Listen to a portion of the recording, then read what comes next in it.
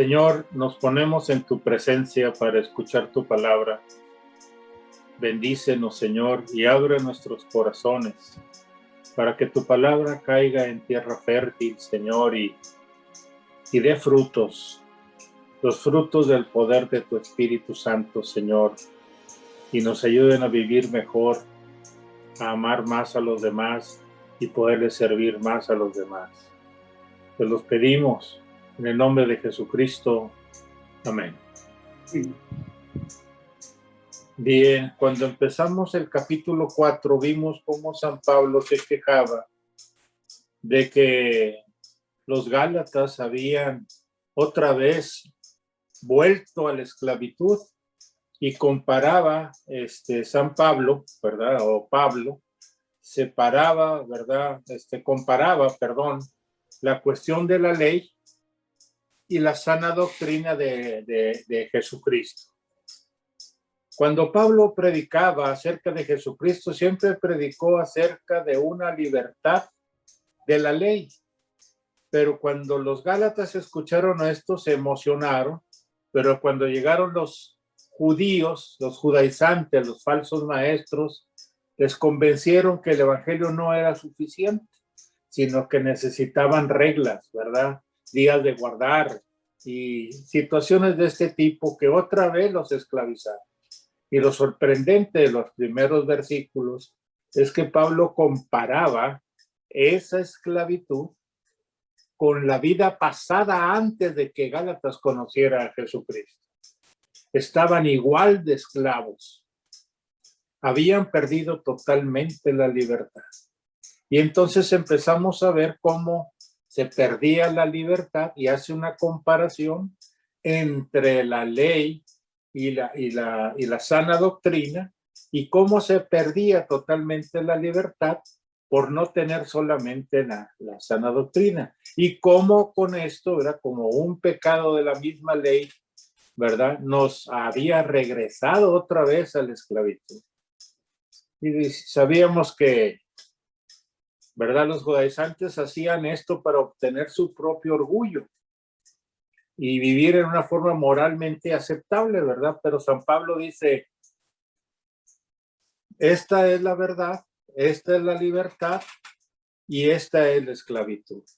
Entonces compara eso, entonces siguen los Gálatas siendo esclavos. Y en esta primera parte del capítulo 4, a la mitad, él sigue comparando esto conforme a las relaciones interpersonales, conforme a la fe, conforme al celo apostólico, al celo de seguir a Cristo. Y eso es lo que vamos a seguir viendo, ¿verdad? Por ejemplo, vamos a entrar en el contraste de las relaciones interpersonales o la comunión que tenemos unos con otros.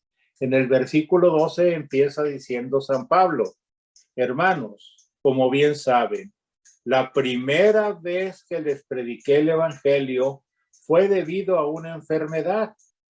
Y aunque esta fue una prueba para ustedes, no me trataron con desprecio ni desdén.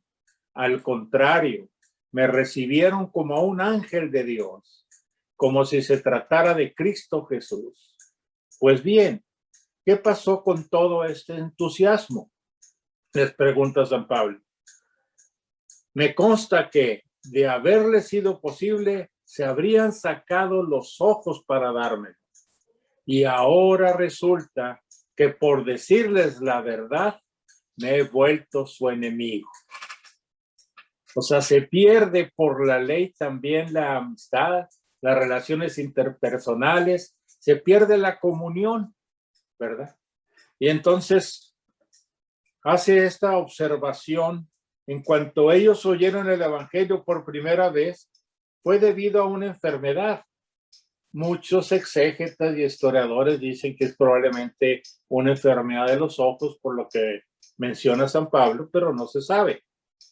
Pero que ellos, lo importante es que ellos se llenaron de gozo con el mensaje e hizo que su amor y afecto hacia Pablo fuera bastante fuerte, superabundante. Ellos amaban demasiado a Pablo, agradecidos por el mensaje. Pero ahora les había llegado un nuevo mensaje. Su comunión había disminuido al pensar que ellos no pensaban igual. El mensaje del evangelio es basado en la humildad. Eso es muy importante entenderlo. En la humildad. Debemos aceptar la realidad de que solos no podemos salvarnos. Jesucristo es muy claro en el capítulo 15 del Evangelio de Juan. Sin mí nada podéis hacer. No podemos salvarnos solos. Por otro lado, el mensaje de la ley es centrado en la persona. ¿Por qué? Porque si yo cumplo la ley, me salvo, y si el otro no la cumple, no la salva, y no me importa si aquel o aquel otro no está en mí, ¿verdad? Aunque muchos juzgan a estas personas en diferente forma, pero la ley es un mensaje centrado en la persona. Es por eso que cada judaizante y cada maestro de la ley, ¿verdad? Se sentía con orgullo, ¿verdad? De ser descendencia de Abraham y tener las escrituras y todo eso. Pero pues de nada le servía. Entonces nuestra perfección es seguir una serie de reglas que nos hará espirituales. ¿Será esto la verdad? O sea, seguir la ley y todas las reglas de los judíos nos hará personas espirituales. Es un mensaje basado en el orgullo individual. Por lo tanto, ¿cuál de los dos mensajes lleva a la comunión? ¿Cuál de las dos causas lleva a pleitos y divisiones? Siempre que hablamos de doctrinas y de cosas y pensamientos, nos dividimos todo el tiempo. Nunca lleva a la unidad, y es lo que está hablando Pablo. Entonces, Gálatas, al haber rechazado la verdad del evangelio, dice que habían perdido el gozo que antes tenían unido a él. Ya no se sentían igual. Entonces, mientras el apóstol describe a los Gálatas como que nuevos creyentes, podemos reconocer el gozo del primer amor de Cristo, como lo describe en los primeros versículos. Así como los jóvenes cuando encuentran un nuevo amor, ¿verdad? Los Gálatas estaban muy animados acerca de Cristo y una apreciación natural hacia aquel que les predicó la verdad. Pero la manera más rápida de perder el gozo del primer amor es experimentar los grillos de la ley.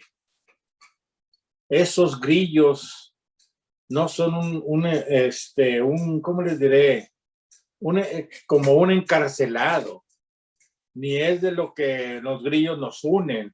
No, son esposas que los unen tan solo a sus egos, haciéndolos preocupar tan solo por ellos mismos, imposibilitándoles aceptar a los demás hermanos como son y su propia vida y salvación. Al contraste, la libertad está vinculado al contraste de la comunión.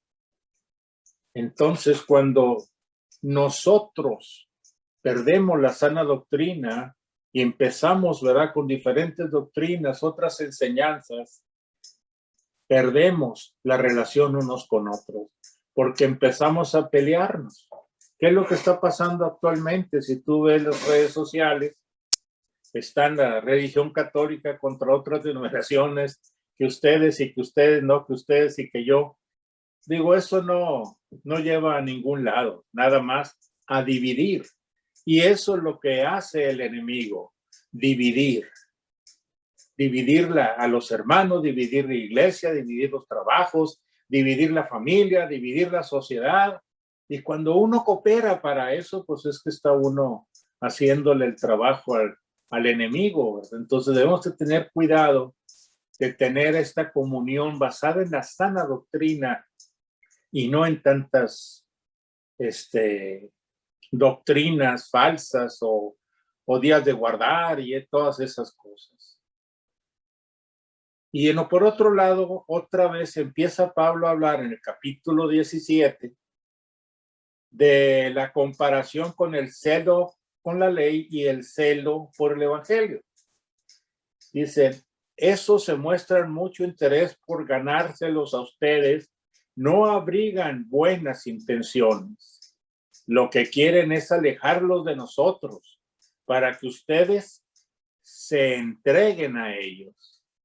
Está bien mostrar interés, con tal de que ese interés sea bien intencionado y constante y que no se manifieste solo cuando yo estoy con ustedes.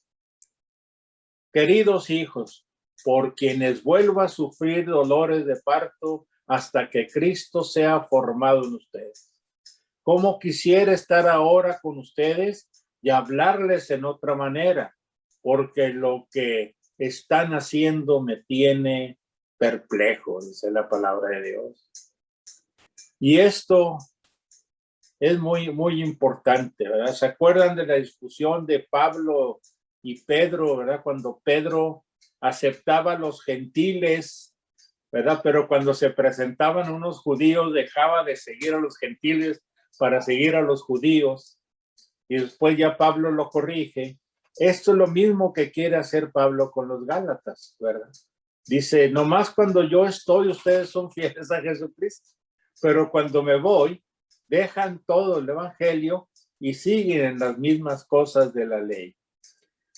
Entonces aquí vemos el contraste entre el celo de Pablo y los judaizantes. Pablo aclara que está emocionalmente involucrado, que es tan celoso de los judaizantes, pero Pablo es celoso a que los gálatas se aferren a la verdad. Los judaizantes, dice el apóstol, están interesados en hacer que ellos fuesen el centro de su propia atención. Pues cada nuevo converso, por su enseñanza, era circuncidado. Era para ellos como una medalla dorada. Ahora ya se sentían, ahora sí, ¿verdad?, completos el evangelio y la circuncisión. Obedezco a Dios, este rito me acerca más a Dios y entonces como que me asegura el reino. Y eso pues es totalmente mentira, ¿verdad? Porque habían formado una competencia prácticamente entre el apóstol y los judaizantes. Su enseñanza era para el bien de los gálatas, sino que apelaba para su mismo orgullo. Y Pablo, por otro lado, no quería que lo exaltaran a él, al contrario, quería que Cristo fuera formado en ellos. Era lo que perseguía San Pablo. No que se enorgullecieran, no que se ensaltaran, como todos, ¿verdad? Hemos oído en los evangelios cómo estos sacerdotes de la ley, escribas y fariseos se exaltaban. Y eso demuestra que la ley nada más te lleva al orgullo. Cuando tú la cumples, dices, soy merecedor del reino. Y eso no es posible. En este tema de los Gálatas, es que vemos en el inicio de la serie de este libro lo que les acabo de comentar. Al mirar estos pasajes de los falsos maestros, vimos que los mismos se engrandecían y no a sus seguidores y mucho menos a Dios. Pablo hace mención aquí del celo de los Gálatas, dando a entender que hubo una época en que ellos eran muy celosos por el mensaje del evangelio, siempre agradecidos con Dios por su bondad, pero ahora que los nuevos maestros habían llegado, habían cambiado su celo por conocer la ley. Y ahora, en vez de querer conocer más a Jesucristo, estaban más interesados en cumplir la ley, celosos de buscarla, celosos de cambiar por medio de ella. Y eso es lo que quita la libertad y vuelven a ser esclavos. Guardando días de fiesta típicas de los judíos y otros principios de la ley de Moisés que hemos mencionado en el transcurso de esta enseñanza. No tardamos en enterarnos que los Gálatas eran seguidores de sus líderes, en vez de ser seguidores de Cristo. Aun cuando San Pablo era su líder, él dice, hacen bien al ser celosos, pero que el propósito sea bueno y que no sea siempre celosos, solo cuando yo estoy presente. Es decir, ellos eran celosos, lo vuelvo a repetir, de la verdad, de la sana doctrina cuando estaba Pablo, y cuando no, ellos volvían otra vez a la ley. Y esto yo me identifiqué mucho con esto, hermanos, porque cuando yo le predicaba toda mi vida, ustedes son testigos, jamás he predicado una religión, jamás he predicado una doctrina, todo lo de doctrinas religiosas me refiero. Yo he predicado solamente a la persona de Jesucristo, que Él ha venido a salvarnos y es el único que merece toda nuestra confianza y nuestra entrega. Y yo me acuerdo cuando empezamos a aquel grupo de jóvenes, hace ya muchos años, todos tenían un celo especial, pero se salieron de ese grupo y empezaron en otros grupos y tomaron otras ideas y perdieron la sana doctrina. Y ahora puedes hablar con ellos y sabes que están pensando diferente. Sabes que fueron agarrados por unos falsos maestros, fueron agarrados, ¿verdad?, por otras cosas. Y ahora cuando yo les digo la verdad, ¿qué pasa? Mario, yo creo que está equivocado, ¿verdad? Porque todo el mundo dice lo contrario. Y es lo mismo que sufría San Pablo. Yo por eso me identifico aquí. Porque a mí me han dicho, no, Mario, no seas tan radical. No, Mario, es que necesitas tú hacer algo para salvarte. No, Mario, así no es. Entonces, gente que yo mismo le prediqué y me da tristeza. Yo creo que se los comenté al principio de esto, cómo me da tristeza que muchos de mis discípulos hayan cambiado su fe por doctrinas y cosas, ¿verdad?, que los siguen esclavizando. Entonces esto de San Pablo es una advertencia que también nosotros debemos tenerla en cuenta. Nuestro celo debe estar centrado en Cristo, lo repito, y no en el predicador, ni en el pastor, ni menos en el maestro o autor de las cosas. Las personas invariablemente nos van a fallar.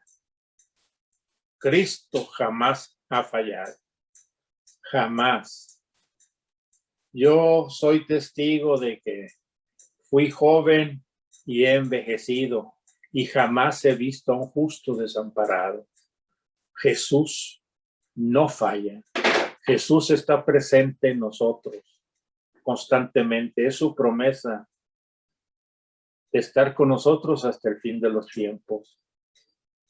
Yo me acuerdo, ahorita me estoy acordando de un sueño que tuvo una vez un hombre, no sé si era pastor o sacerdote, no sé, y dice que fue llevado en el sueño al infierno. Y entonces él llegó y preguntó, ¿hay católicos aquí? No. ¿Y hay presbiterianos? No. ¿Y hay evangélicos? No. ¿Y bautistas? No. Y así siguió, ¿verdad? ¿Luteranos? No. Dijo, bueno, pues qué bueno, ¿verdad? Y luego se fue al cielo, fue llevado al cielo y preguntó lo mismo. ¿Hay aquí católicos? No. ¿Hay presbiterianos? No. ¿Hay metodistas? No. ¿Hay bautistas? No. Dijo, entonces, ¿dónde están? Dijo, no, en el cielo nada más hay cristianos, aquellos que creyeron en Jesucristo. No en una denominación, no los que defendieron su dominación, no los que dijeron, yo aquí me quedo y soy, ¿verdad?, más metodista o más bautista o más católico, ¿verdad?, que cristiano. Por eso dice, no todos los que digan Señor, Señor, entrarán en el reino de los cielos. Esta verdad ha sufrido violencia y guerra desde que empezó, y solo los valientes lo arrebatan. Eso es lo que es que tenemos que tener en cuenta.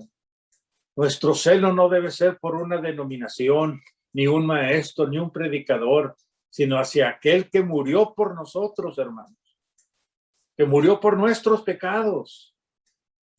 Y sabemos todos que es Jesucristo, el mismo portador de la palabra de Dios para la salvación. Entonces, haciendo una conclusión de todas estas comparaciones que hace San Pablo, habiendo gozado nosotros de esta libertad, ¿verdad? ¿Podemos volver otra vez hacia el pecado?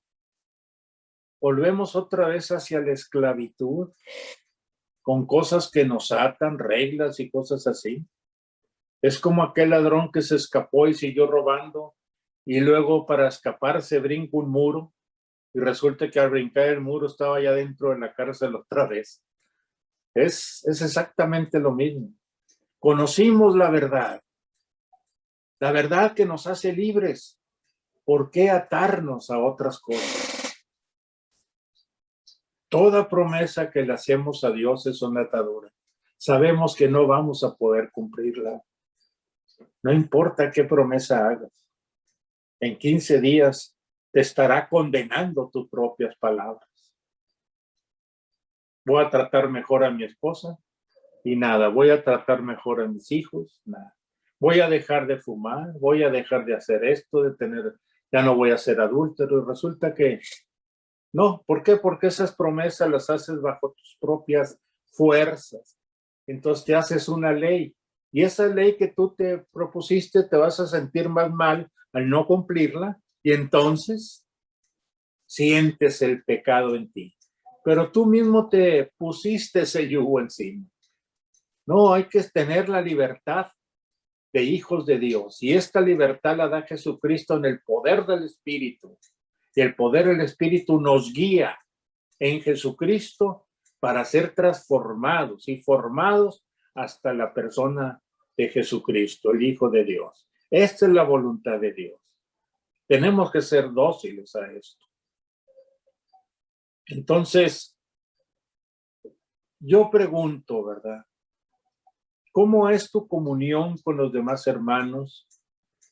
¿Estas doctrinas te han separado o no? ¿Cómo es tu comunión con Dios? Me preguntaba yo. ¿Te encuentras aislado de tus hermanos en Cristo por las cadenas del mismo deber? Porque esto, que porque el otro, no cumpliste acá, no cumpliste allá. Y entonces te da vergüenza con tus hermanos, te da vergüenza con Dios, te da vergüenza con el sacerdote que vas y tienes que decirle cosas, ¿verdad? Porque, oye, pues ¿cuándo vas a cambiar? Te va a decir. ¿Cuándo vamos a cambiar? Si no estamos conscientes que no podemos cambiar por nosotros solos y no podemos lograr la salvación por nosotros, estaremos siempre atados y nunca seremos libres. Tenemos que acercarnos a ellos por el gozo del Señor, como los Gálatas se acercaban a Pablo cuando lo veían de una forma agradecida, ¿verdad? Y cuando se iba el apóstol, ellos seguían buscando a Dios y tenían relación unos con otros. Se pierde todo esto con los judaizantes. ¿Cómo está tu celo actualmente? ¿Tienes ganas de agradar a Cristo sin importar quién te mira? ¿O tu celo está en seguir algún maestro, pastor, religión, denominación, santo, virgen? No sé. Eso es lo que ¿en qué está tu celo? Tú lo que defiendes está tu celo. Si yo defiendo la palabra de Dios y la sana doctrina, eso es un celo que me lleva, según la palabra de Dios, a la verdad y a la libertad. Pero si yo defiendo una religión, si yo defiendo una doctrina, si yo defiendo otra cosa, una doctrina religiosa me refiero, pues entonces, ¿qué? Y muchos estudian, ¿verdad? Y dicen, no, yo soy, tengo estudios en Biblia, ¿verdad? Y tengo doctorados. Mira, bro, de nada te sirven si no estás en Cristo. Me explico, de nada te sirve. No importa lo que yo haya escrito y mandado no sé a dónde. Si no tengo a Cristo, si no sirvo a mis hermanos, si no sirvo a los demás, como Dios me pide, guiado por el poder del Espíritu, entonces no tengo nada. Si no amo a mis hermanos y los sirvo, no tengo nada. Puedo ser como un platillo que resuena, ¿verdad? Algo que hace ruido y nada más. Si estas preguntas, si no te interesa contestar alguna de las preguntas, entonces las buenas nuevas que yo te puedo dar ahora es que Cristo está aquí ahora. Cristo está ahí contigo. Y sabes, Él trae las llaves de esas esposas. Él te quiere liberar. La pregunta es, ¿estás listo para entregar tus manos esposadas a Dios y dejar que Él te guíe en todo? Medita estas cosas. Padre Santo, nos entregamos a ti esta noche y queremos ser libres, Señor. Danos el poder de tu Espíritu para que nos guíe. Y sí estoy dispuesto, Señor, a que me liberes. Confío en tu palabra donde dices, si Jesucristo os liberare, seréis verdaderamente libres. Hazme libre, Señor, para servirte, para amar a los demás. Hazme libre, Señor. Cámbiame, transfórmame, haz de mí la persona que tú quieres que yo sea. Me entrego nuevamente a ti, Señor. Entra en mi corazón y cámbiame. Y dame el don de la fidelidad para serte fiel hasta el día que me llames a tu presencia. Y escuchar aquellas palabras, Señor, entra, siervo fiel, a la casa de tu Señor. Gracias, Señor. Bendícenos y llénanos de ti. Y bendice estas clases, te lo pedimos, en el nombre de Jesucristo. Amén.